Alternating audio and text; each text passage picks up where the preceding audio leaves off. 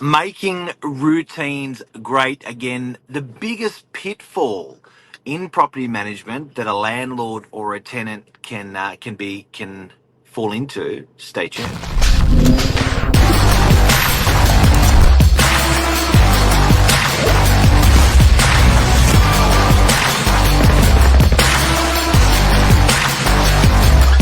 I'm the ringleader, so listen up.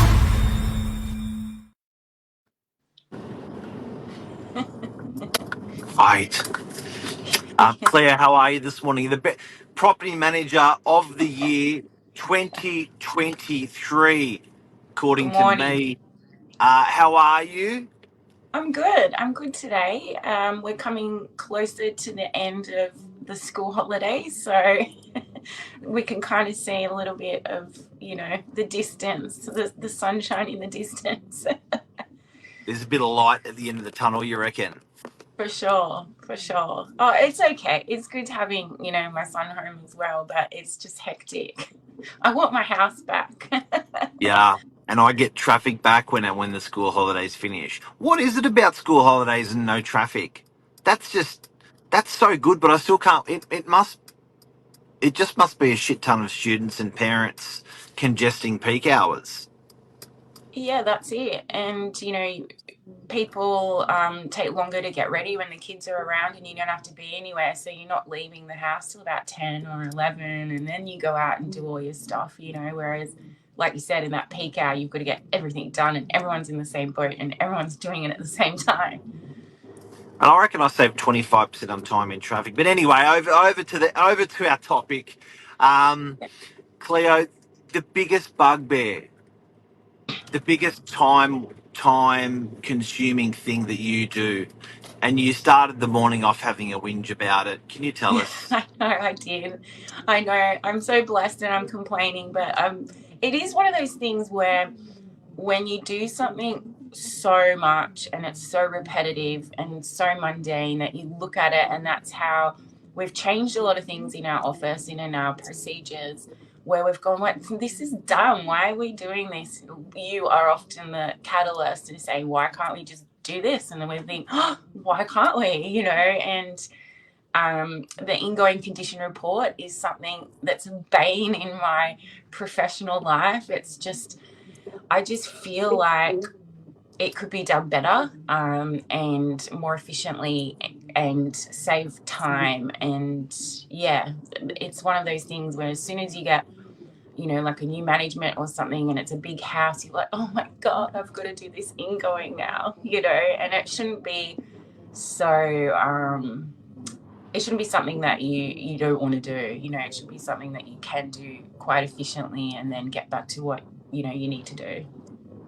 So for the lay people, in terms of skills, in terms of property management, in terms of the everyday people, um, when a tenant moves into the property, they've got to sign something saying, "Yep, I agree. This is exactly what I'm taking." When the tenant leaves that property, the tenant goes, "Yep, I agree. This is how I've left it." When there's a massive difference that's more and beyond wear and tear, then that report gets ripped out and compared in a tribunal situation. So it's sort of the landlord's Bible for property management. They rely heavily on this ingoing report and outgoing report. How long will it take for you to put together a ingoing report for a house? It could take up to 4 hours if you're doing it properly. If it's a house that's new, without any damages or nicks and scratches and things like that, you can get in and out pretty quickly with just the photographs, and then you can type up the report later. But if it's an older style house, and you're not just doing internal, you got to do external, you're doing under the house, you're doing eaves, gardens, like it can take forever to do a house. So when we're renting property and the property manager gets a house, you're like, yes, I love it. And then you're like, oh, I got to do the report now, So it's one of those things. But the written report is what I find confusing to me because I have forever been writing the same thing: white paint, downlights, roller blind, Venetia blind, this, that. You're recording information over and over again that's the same, and then you're also photographing the same thing that you've written, so you're doubling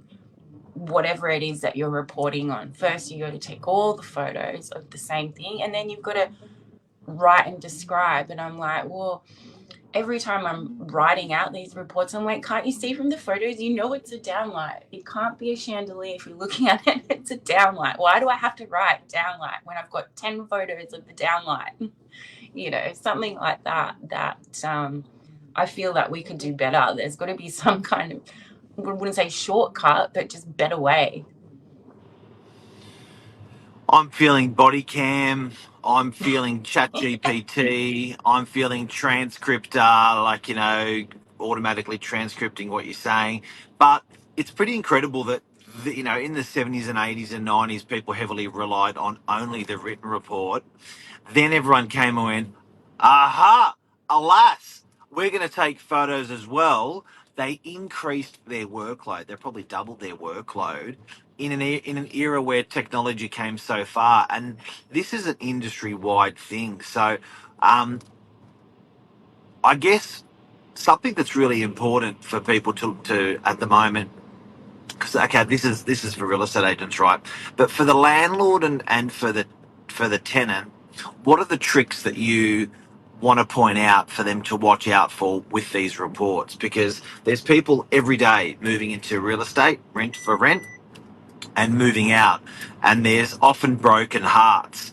What's Yeah, it's true. your number one recommendation on ingoing reports? I like the word professionally cleaned. So if you can get a tenancy approved where there's a cleaner that goes in at the start and a cleaner that goes in at the end, there's usually no dispute for anyone.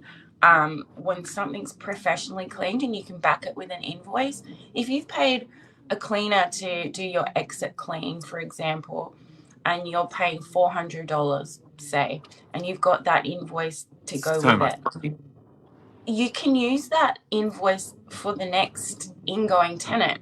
This is the ingoing report. This is how it's handed over. It's been professionally cleaned. Therefore, when they move out and they do the same thing, there is no cleaning dispute. There's no going back and forward with photos of the oven, of the rain shield, of this or that. It's done. Like, it's the same with carpets when we used to write professionally cleaned for carpet. Another thing is being strict on the tenants returning the ingoing within 7 days, and not giving a word copy, because it is easy for a tenant to just write on the report, don't agree, dirty, dirty, dirty, dirty, broken, broken, dirty, broken, whatever. They just fill all it in, dispute everything you've said, and basically at the end, what systems do you have in place to check that, they handed that back and those comments within the 7 days? Once the 7 days expires, the tenant's comments aren't really relevant because they haven't handed in that report within that time. So I'm strict on that as well. And, making sure that there is, basically, if someone's written there's a dispute on an ingoing, that you go and sort it out. Like you go to the property and you say, well, look, I don't agree with your comment, like this is clean or this isn't damaged or whatever it is. Don't just leave it to the end, because then it's a mountain instead of a molehill or whatever. And this Yeah. can go this when this goes bad with these ingoing inspections. Everyone loads their guns and gets ready just to lose their shit. It's true, because it's bond and it's a lot of money. It's usually to do with cleaning. Damage is like, you can't dispute damage. So there's a hole in the door at the start and a hole in the door at the end, and you've written hole in the door. It's a hole in the door. Fine. It's cleaning that's always the dispute with ingoing reports and people's level of clean. You could write dusty. I like that word on the ingoing. It's just a little dusty. And that's the property manager's way of saying, it could be cleaner, but it's just dusty. And then the tenant writes dirty. So dusty and dirty, they don't match. So that's where you go to the photographs and you're like, well, and not a lot gets picked up. When it's something minuscule, it doesn't get picked up in a photo very well when it comes to cleaning. Like a dirty oven or toilet or shower, you can really see, but if the windows aren't clean or the window sills or the skirting, like you can't pick that up in a photo. So I do understand, again, on the flip side, the report, but if we could just like have the ingoing clean, the outgoing clean, these reports, I think they're going to die out at some point. There's only so much descriptive words. Like everyone asks in the office, when they're newbies, they were like, what kind of blind is this? And you become an expert on describing what you're seeing when you've been doing this a long time. What kind of blind, what kind of drain? Is that a chrome tap or is it a polished, brass tap? Some people write gold tap and it's not gold. Yeah, right. So basically, we're in trouble as an industry where we're investing way too much in ingoing and outgoing inspections. But I guess it's working for tenants and it's working for landlords, but it can be done. If you could suggest a way for that to be done better, not time saving, but where's the sort of touch point in our industry where what do tenants want to see now and what do landlords want to see now out of these ingoing and outgoing reports? How do you make them better for the tenant and better for the landlord? I think the report isn't where all the weight is. If you go to NCAT on a dispute, it's all down to photos. So if we could include a video or photos or something that, is a way of the, pen and paper, so to speak, I think that would help everyone. Because, even in an email, you're describing things with the tenant at the outgoing. It's always the photo. It's never the report. It always goes down to, the report comes down to whether or not they've agreed and they've signed that they've agreed on how it looked, but it still always comes down to the photo. Here's a photo of the grass at the start. Here's a photo of the grass at the end. It's dead. You need to have it fixed. It's always photos. So if we can include the photos and videos and add that, as in the main part of the report, as opposed to typing out a lengthy, describing essay, so to speak, I think that would make everybody happier, because then you're spending more time on, looking at the faults of the property, the condition, the actual way to make it better, rather than figuring out what kind of grey it is of the paint to try and describe it, and then you have to write it, and then, yeah, I don't know. Just Jeff says throwing not that. photos but videos. Yeah. The thing with the video is, I guess you've got to force a tenant to agree that that's the video done on that property at that time, so that they've got to watch it. Have they watched it? They signed a disclaimer. I guess it can all be done. But big hole in our industry. Let today be the line in the sand for Novak Properties to revolutionize something, which we did with our routine inspections. But Cleo, thank you for coming on, and I look forward to finding a solution for this big problem. Oh, I'll be in probably about 3 hours late today because I'm doing an ingoing, a big one. And you're not joking. No. And you're not joking. Far out. All right, take care. See ya.